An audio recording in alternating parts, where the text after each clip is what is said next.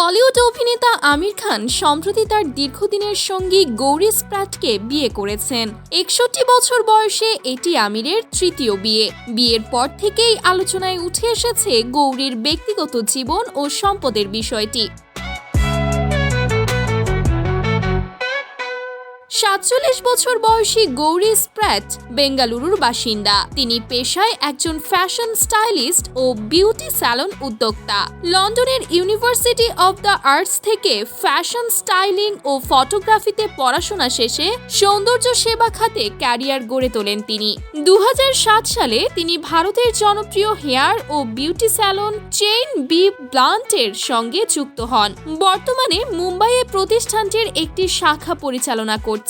পাশাপাশি বিভিন্ন সৃজনশীল প্রকল্পে আমির খান প্রোডাকশনের পরামর্শক হিসেবেও কাজ করছেন বলে জানা গেছে।